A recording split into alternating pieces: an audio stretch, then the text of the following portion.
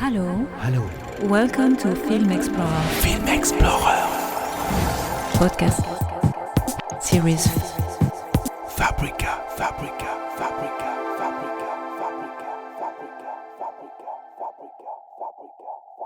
Welcome to the podcast series of Film Explorer Fabrica. It's a great pleasure. We are here in Locarno with Alexandre Koberidze, who did the film Dry Leaf. And my name is Giuseppe di Salvatore, editor of Film Explorer, and I'm here with the film critic Öykü Sofuoglu. Hello. And we are literally behind the screen of the Fevi in Locarno. The film is screening right now. We have the big chance to have Alexandre with us to speak a bit about this film. Öykü, I'll let you to start. I want to start with a really simple question about the difference between your second film and this film, because I think there's a return to the source with the change of camera, the scale. I think this is still a really expansive film in the region, but in terms of camera, I think there's a simplicity, minimalism that we also find in your first film. So how did this shift happen for you? Can you explain this a little bit? Of course. First of all, thank you. It's a pleasure, I'm sure, to be here with you.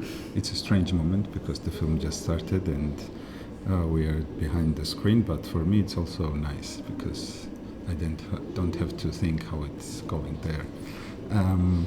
And yeah, it's true. It's a big change, but it's also kind of a return, as you mentioned, to the first feature I made. And when I started my second film, what do we see when we look at the sky?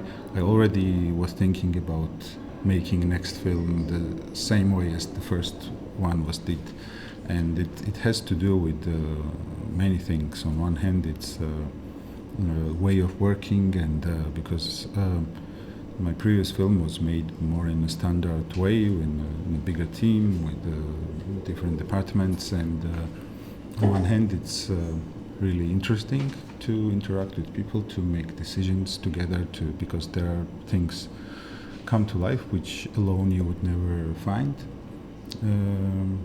But on the other hand, I really missed this intuitive work when you just do stuff without talking. So I thought this is nice, but the next one should be as the first one again. And now we are starting to work on a film which will be in a bigger team again. So this kind of a pattern will be maybe there, that one big, one small, one big, one small. Mm-hmm. And in terms of this shift between different production scales, is it also a financial decision to make it like more sustainable and in general, I guess? You mean with the choice of the camera? No, like juggling between a bigger productions and small scale, or maybe it's like, I don't know. It was just an interpretation. Maybe it's not true. It has two sides. Like on one hand, because my previous film had kind of a good festival life, and also it was distributed well. It was clear it would have been a great help for the next film. So then you have like two choices. So on one hand, you can try to make something much bigger and try to use this success, or you can try to make maybe something small, but also what would have been maybe impossible without the success of the previous film. And I went this way. I know that in commissions it was really there were some discussions about if should we give money to this project or not, and the mentioning of the previous film was always like maybe a moment to decide, okay, let's give him another chance. You use the word intuitive. I found it really interesting in terms of when you compare it to the narrative form of the film. But I'm curious, how intuitive was the route for you when you were looking for locations, or how did you make your own journey in the countryside? And was it more intuitive, or do you already have a plan for saying like we're going for this village and this village? How did it take shape? No, it was very much alike how the characters move in film. Because I had the script and there was everything written, every village and what comes after what. But sometime before we had start to shoot, I decided not to follow it, and somehow we were just saying a region where we wanted to go, and maybe one place, like, because you just have to have the direction where you go, and maybe where we spend the first night. And the rest was how it followed according to, because we were asking also for these football fields. And someone would send us to this direction and to this and this. I had some research done and some addresses, but the biggest part was like daily encounters, I would say. We are not going to spoil the film. We say a bit what is going on in this journey. That is, there is a father searching for his daughter, and is going with another person, Levan, that we won't see, searching for her. And because she's a sport journalist, the idea is to find all the football fields in the countryside. So. And in the football fields there is the goalpost, I think that's the door, or la porta in Italian. And that's a frame.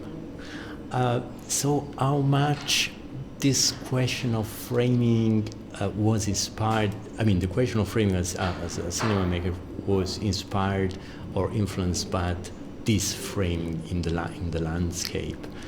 And why the academic ratio? Why do you choose not the same frame as the goalpost in football field? The ratio is from the phone. It has its own ratio. It doesn't apply to any standards. So it's not like 16:9 or 3:4. It's something in between. So, and there was no question of changing it. Also because the posts or these goals you see in the film, it's always different, because where there is a standard for professional football, but when the kids do it by themselves, of course it's always has to do with the character of the people who did it, or an ambition, or I don't know. So yeah, it's a frame. It's also I think how this kind of games are set up, like you say, we make these lines, and then this setup is made. Inside it, it's a goal. Outside it, there is the rest of the world, and it's the same with the filmmaking. No, like we make a frame, and what's in there is the film, and the rest doesn't exist anymore. At the same time, with your special camera, let's say, you do a lot of traveling, a lot of slow camera movement. So even if frame and the question of frame is very central in your film, at the same time, it's not that just you let us explore what is inside the frame. You guide us through movements. So these kind of aesthetics, I was the trigger. I don't know, how would you develop this specific way of filming? I don't know. I think like we have just very few tools now. Like you can cut, you can make a pen, you can travel. I mean, with the contemporary techniques, you have much more things. But but like I wanted to stay like basic, to use basic tools, and I think it was clear for me that we don't use like a dolly traveling. But what I wanted to use was this pens, which is a great possibility to connect different frames and to set them together, but also to have a road from one to another, because you can always cut, but to show how these 2 points are connected and what is in between is also very interesting. Mm-hmm.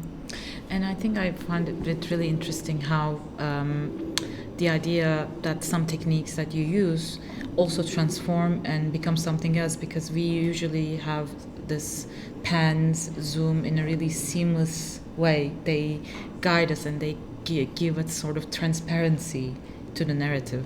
Whereas here, it's kind of give this really interesting slow motion effect. It's like somebody's his feet is hurt and he's just like stalling, and the camera, this weird sensation, and then you realize you become aware of image.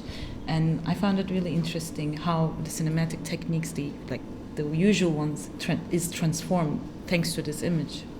Yeah, if we talk about this pans, because sometimes there is a pan in this film which does what we talked before, like just to connect to images or to places. But in this film, you never know if it's just a pan or if the camera is following someone invisible. So I sometimes tried to have it in a rhythm of, or the pace someone walking, to somehow have this, let this possibility there to be, or at least this fantasy that maybe, or some group of people is moving. We don't know, because there are so many invisible people. Invisibility is something very central in your film, absence, presence. And that's exactly just to say more about the medium that you used.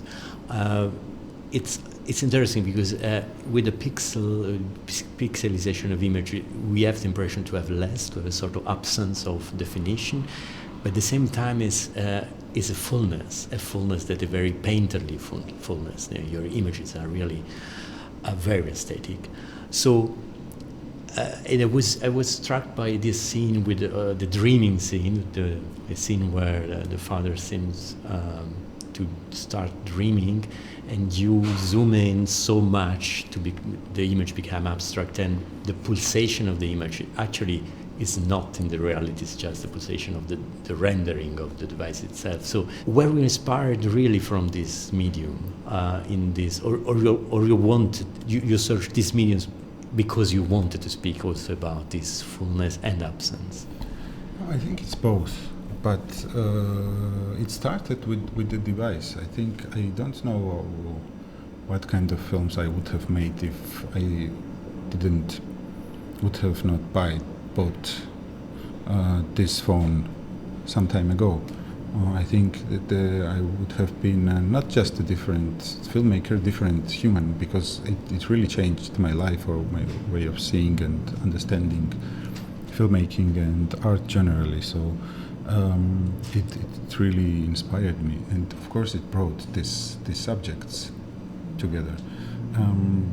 This is also one, like the sequence you mentioned. It's for me, it's also a way of editing, like connecting to places, but in a different way. Like I don't know, I had a feeling if you really zoom so much that you go to the kind of molecules or pixels, then it becomes like a black hole that you can go out in some other place.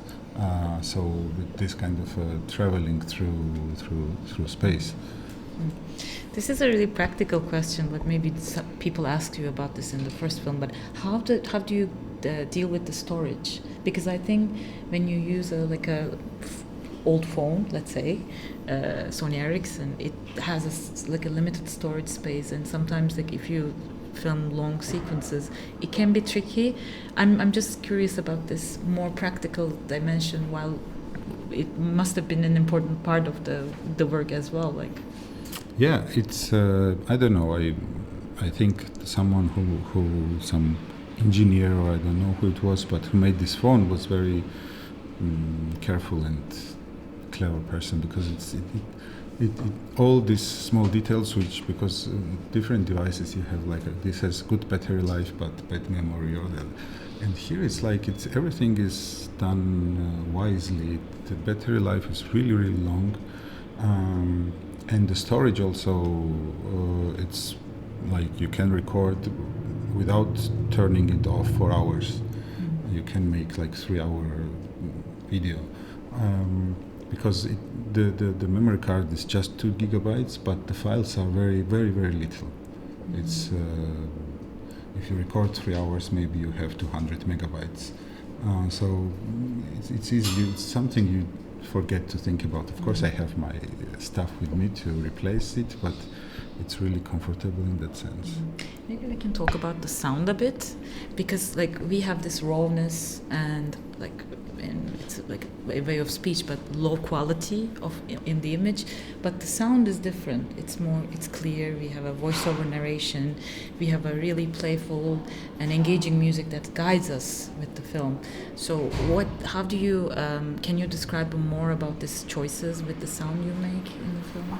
Yeah. Everything we hear in the film, like is it sound or is it music, is kind of done by my brother. He was on the set to record the sounds, and then he made the sound design, and he also made the music. So it's I think it has this kind of organic way of living because it's one brain which was working on it, and it was still like not so easy to understand like what kind of sound what kind of quality of sound we should have, because if you record just a really good quality sound and use with these images, sound gets too powerful. So you need to do also something with sound. And with my previous film, with my first film with this camera, I only used the sound from this phone. It has also a really good microphone, but still it's very rough. So this time we mixed it. We have recorded sound, but we also used the sound from the phone, and it's both. But the music is of course another thing. When I was starting editing and when I watched material, it became clear for me that music would be something very, very important. I knew it also before, but when I saw the material, it was clear to build it, to make a film out of it. It needs something like I don't know, to guide it through time, and music has become something like this. I think it's such an essential part of the film. It's both. It kind of becomes invisible. Like you get used to it, and you say, of course, it guides us. Like it's never excessive, but you also can't make without it. Like it's really indispensable, but in a way, it's never excessive. And I feel like people. I don't know if there are people who can qualify this film as slow cinema in quote unquote, but I think the way sound moves within the film is actually really, it's a really dynamic, melodic film that is like, I felt that I was just traveling with this film, and I think the important part is also comes to music. And probably about music, and also a question after about sound, but about music, the fact that you repeat so much, more or less 3 or 4 pieces, it creates a sort of hypnotic effect and probably make you focus even more about the details of the images, something that we discussed also with Öykü before. Was it at the beginning a concept for you to have this repetitive I would say character in the music, or it was something really in the editing process? This time I didn't say anything to my brother, like what kind of music would be good, but it was clear he was there through the whole shootings. He knew what are we doing, and I gave him like different kinds of inspirations, maybe like a book or I don't know, like more like a poem or something, to feel like what we want, but not like music. Like I never showed like music. And what's interesting that he was, when we were shooting and he was there parallelly, he was working on his album, which was released like 2-3 weeks ago. And it was never planned that these two things would have come together. But then it happened because when I started editing, he finished this album, which is also like it's a 70-minute piece made to be listened in cinema halls.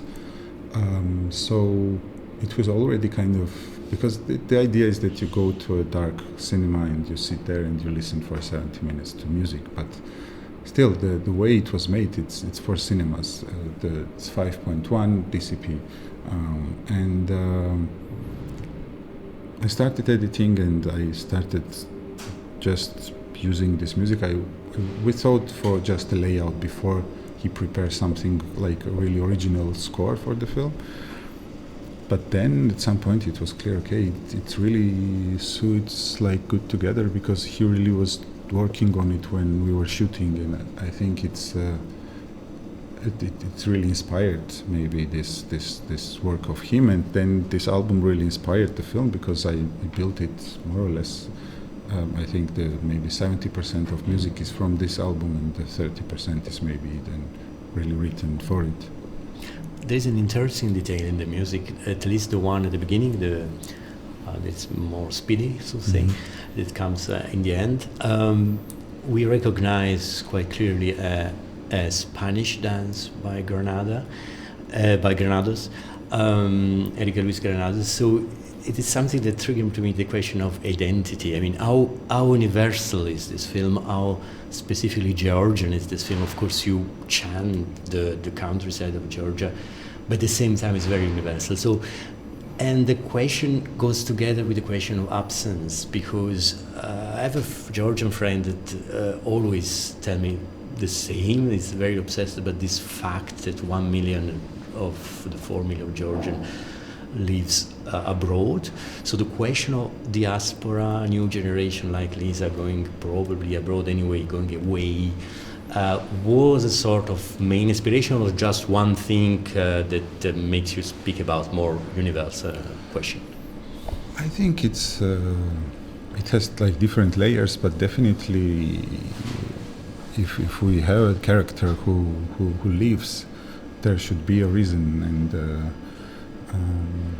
it can't be like just one thing which happened and it doesn't happen before or after. No, it has to have some connection with some pattern also, and yeah, I think that's it becomes more and more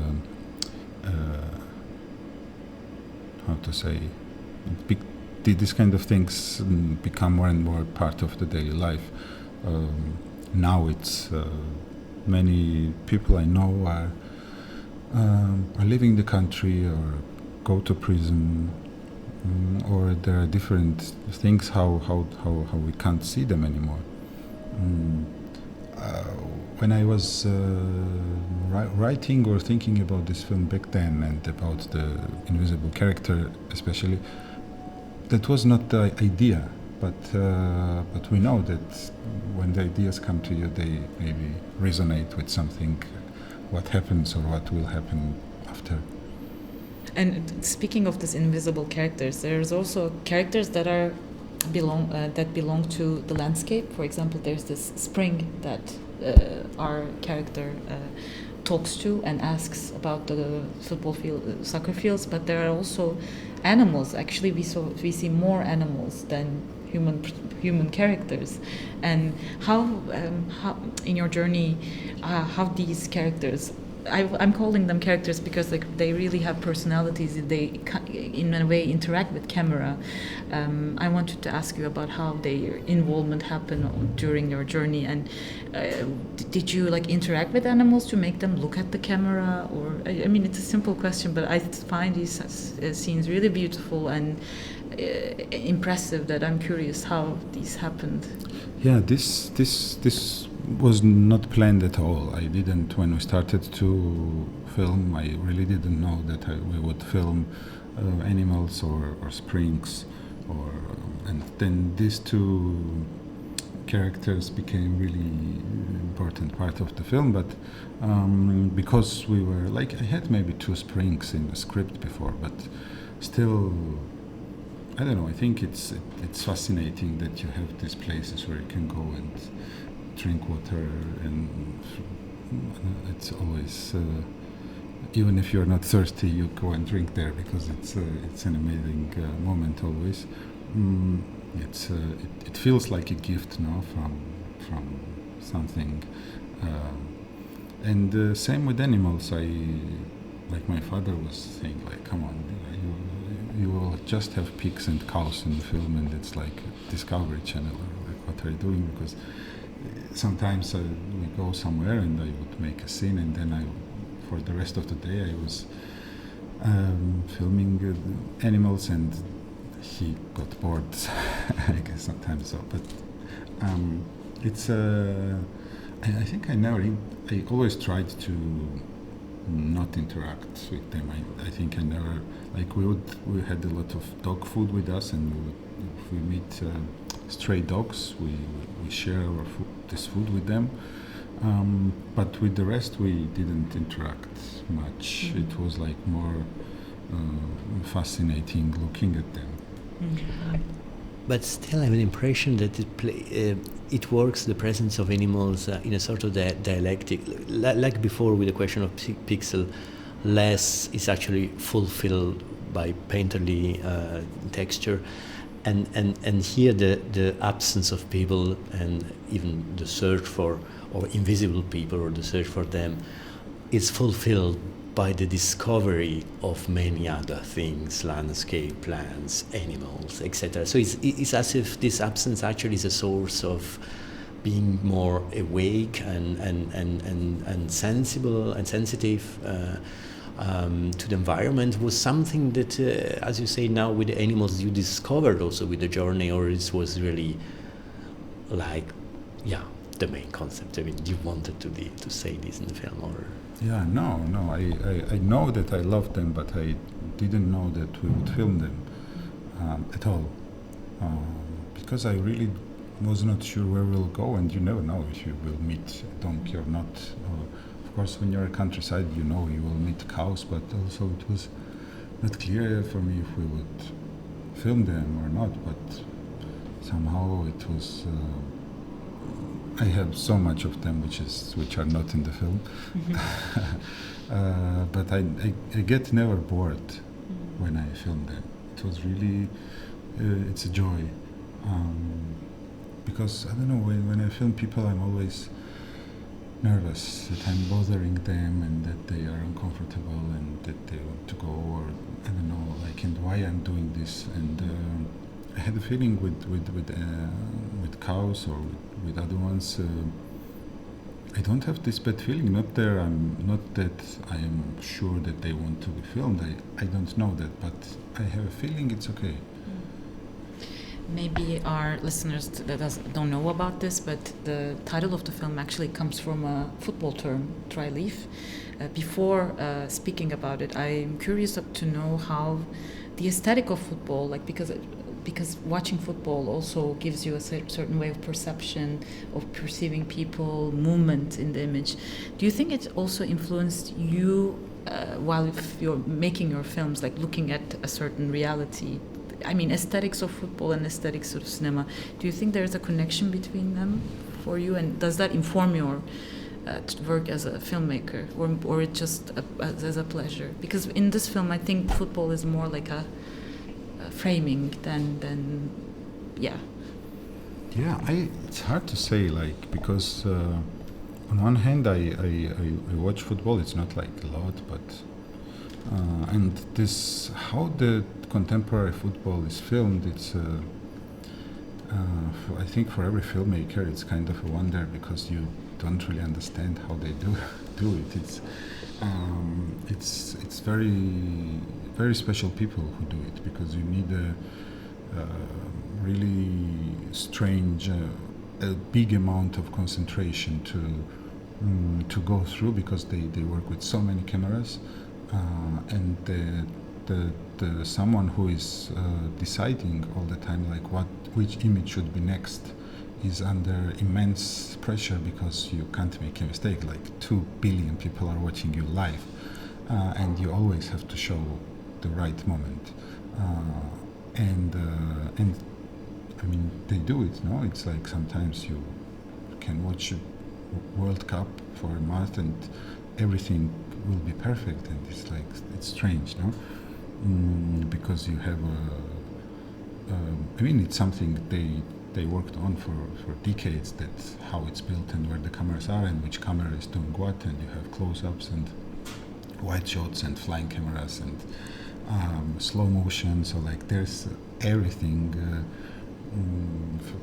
But like I had this teacher at my film school in Berlin who was not in football at all, but he made this documentary about Oliver Kahn, like this famous German goalkeeper, and our professor said this story that then Oliver Kahn was invited him to a very important game during World Cup, to the stadium and to the with some important people in the lounge, and he fell asleep, Marin, and then he said and that's when I first realized it, because when you go there, it's almost nothing. Like you really see that these people are they are normal guys. They play really good football, but sometimes they don't run, or they make a break, they drink water, and in this, when you see it with your eyes, it's much less. But then when you watch on TV, it's edited that you have this crazy rhythm. You see the close-ups and muscles and eyes, and it becomes really a show. And maybe that's that's I think clear connection with filmmaking, no? But in a way, you also bring us back to the reality of also this joyful dream. Actually, another inspiration in the film, of course, football is there, and that's a really open question. Are also silent movie? Because I have the impression, also discussing before with Ruth, that this distance between sound and image that still is there, even if not so much as you told before, create a sort of we dive into in ourselves. In a sense, the voice is so close and the image is so distant that create this big room where we can inhabit and be there, etc. And it's something typical of silent movie, or I don't know if for you. Sure, I think it's a big inspiration. So, I mean, there's no. I get inspired a lot by contemporary filmmakers or film classics from 60s, 80s, but still where you can take the most as someone who makes films today is, of course, silent films, because there it's you have a huge amount of ideas, of ways of making films, tools, which are nobody used later. Like it's so rich, not nobody used, but which is not overused, let's say. And sometimes you will really find things which stay there, and it's like just take it. And it's amazing. Like I don't know, like even like Buster Keaton, whom everyone knows and people watch it, you see it, and it's it's so condensed. Like you watch a film, it's 10 minutes, but like every 30 seconds you have some genius idea, not only like really in a film aesthetical way. So of course it's a big inspiration. Maybe before we end, I have a final question. When you came back from this trip after the film had ended, did you also have moments that you dreamed of, like think about, like Irakli did, like when the places you've been, people you met? Did you have any moments like this? It was very, how to say it? It was not one big trip. We had, we always would go for maybe 2 weeks for some region and then come and then go and come, and of course it was a strange time, but not dreams. Like about dreams, I had a horrible thing like some time ago. Like I got really infected with this Instagram reels, and it's also like because you see there things you wouldn't see anywhere. Like we talked about the silent films, like you see I don't know, like strange jokes people make or like strange things. It's there or nowhere. So now I try to, or I'm not dependent on it, but there was short time and I had vertical dreams from scrolling. So that's where I thought, okay, it's enough. It's just making me crazy. Yeah. But from the journey, so because I mean, it's a family film. Your brother, your father, and it's in a way not only is it probably documentary in a sense, but also performative in the sense that the shooting changed probably something in your family, in yourself. I don't know what was coming back from this shooting. Yeah, I don't know. I think maybe it's still happening because the film we finished shortly, and now my father is watching it for the first time. I'm curious what he'll say, but anyway, I think it's not over the process. So I think at some point later we will know what happened. Thank you so much for Thank your you. generosity, because especially during the film it must be really exciting for you and for us as well. Thank you for sharing this moment. Thanks so much. Yeah, thank you very much, Alexandre Koberidze. Film Explorer. Thank you for listening to podcast series Fabrica. Fabrica. Stay tuned on Film Explorer.